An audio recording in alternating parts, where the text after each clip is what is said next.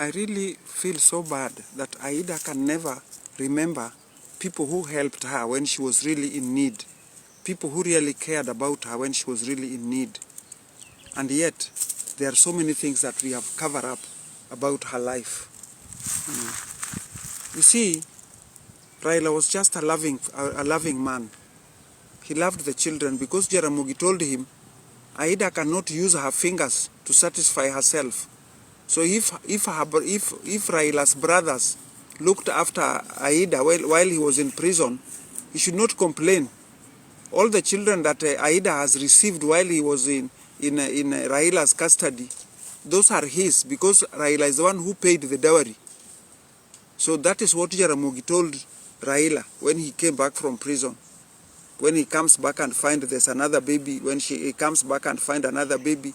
So Odinga told Raila, you cannot chase this woman away because she has been waiting for you all along, and these are all your brothers.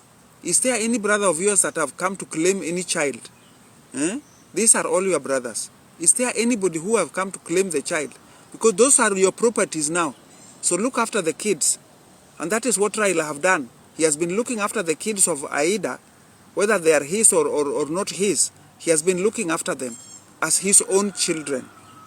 That nobody could ever know that Aida had children elsewhere and brought the children to Raila. So I'm requesting Winnie, you cannot torture the children of Jaramogi. Like now, Agola's children, or Osewe's children, Gaudensia Dea's children, Susan's children. Tell your mom, please, tell her, that Anyango have said you must release the title deeds and all the properties in Nairobi. Release the title deeds and the properties are in Nairobi. Release it to the Oginga Odinga's children. Because Gaudensia there has two kids there, I know. Susan has 2 children there, I know, that are now being ignored. Even during the funeral of Raila, none of them were being recognized. Aida has kept you people in the front line. Leadership. You should know that that leadership cannot come to you people because that leadership belongs to Joka Khan. So, Nyikwa Joka Khan, the children, like the children of Oburu, can get those leadership. Children of Gaudensia there can get those leadership. Children of Susan can get that leadership because the covenant between me and Jaramogi Oginga Odinga and Mary Juma was there.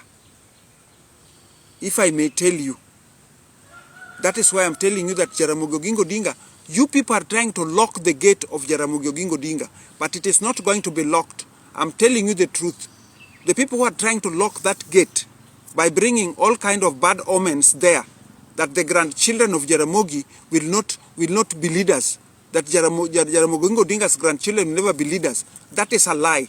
His children, his own birth children, like Gaudensia Dea's children, like Susan Odinga's children, they will get those leadership, whether you people like it or not. So don't waste your time. You are wasting your time. And those witch doctors are eating a lot of money from your mom.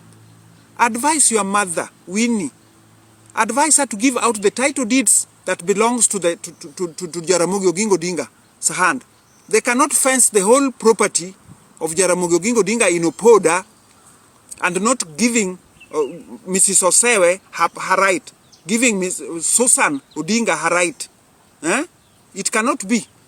Betty is there. She should also have a share of Jaramogi. She has been there. She has been the one looking after that home. She has to have a share. Now, why would those houses in Nairobi, in Kileleshwa, in Lavington, in Langata, are kept by your mom? She's giving to her friends. Whoever she loves, she would give those properties. And yet Jaramogi Oginga Odinga is the one who fought.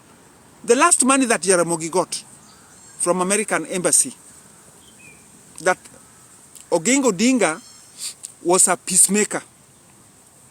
When I told the Americans that Jaramogi Oginga Odinga would be the one to work together with Moi and Kenya will not have any war. So, they called Jaramogi in American embassy, and he was asked if he's ready to do that. He accepted. That is how the houses in Kileleshwa got, the houses in Lavington, even the house you are staying inside now, Madam Aida. That house in Ngong. That is where Jaramogi was supposed to stay, but you jumped inside that home and denied Mzee his right, and left the house you are supposed to live in Lavington, gave it to Mzee to come and live in Lavington. So we accepted. I know all these things. You remember that when Odima told you, just ask your mom, that did Odima tell Aida about a project that I was doing in my village here, about a school called Nyanginja Primary? That was my gift.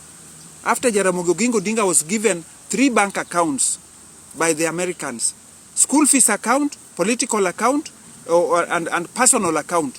Aida became the signatory because she was the personal assistant of Jaramogi. Now all this money are there. Now you find Agola's children are struggling as if their grandfather was in poverty. He was a very lucky man because he got lucky women.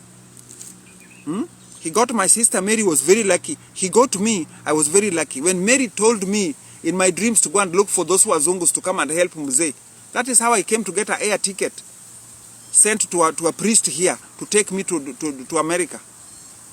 I should go to the Holy Land, visit the Holy Land. That priest should take me to Holy Lands to visit all those places. Then I go to New York. I was in New York. The same old man that have made me this home here, Mr. Walls, he was a chief editor for United Nations here in Kenya. That he wrote a book about, he wrote a book here about desertification of the world. He's the one who did in 1977. That is how he came even to meet Henry Albert Fosbrook. That is the second money that Jaramogi Oginga Odinga received that now took him out of poverty. When the government had already put him in poverty, that even Ajip House could not be paid.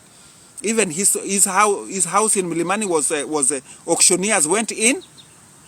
So when I went to America, is when I got these Americans, the global committee that financed Mzee through the American embassy here. That Mr. Walls was their chief editor in New York. And I told them the story about Jaramogi Oginga Odinga, and they accepted. So when they investigated, they found that it is true. Oginga has a good heart. He will work together with Moi, that war will not be in Kenya. Aida, were you not the one who organized about Ugandans to come and help you people to come and withdraw Moi from the government? Were you not the chief organizer of that? Until now, I know very well that you are attached to so many government officials. You are so much attached to them. They are still under you. They are under your pay. That is true. If Mr. William Somaya Ruto does not look at you twice, I'm 100% sure he's going to get a headache. So he has to look at you twice. Because you have some of his officials under your hand, that you are the one controlling them. That you can do whatever you want. Even picking me up here like a bag of charcoal to take me to Rivayala, you can do that one with your clip of your finger.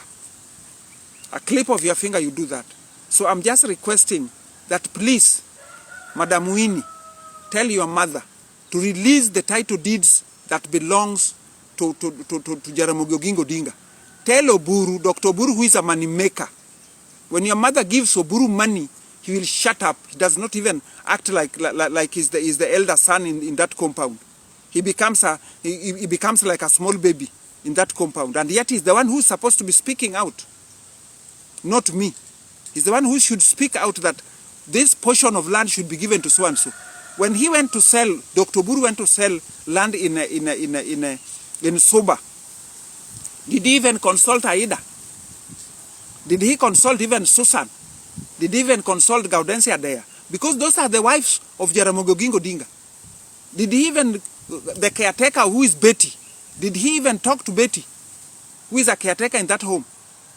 Oburu went ahead and sold the land that probably is the one who brought the problem for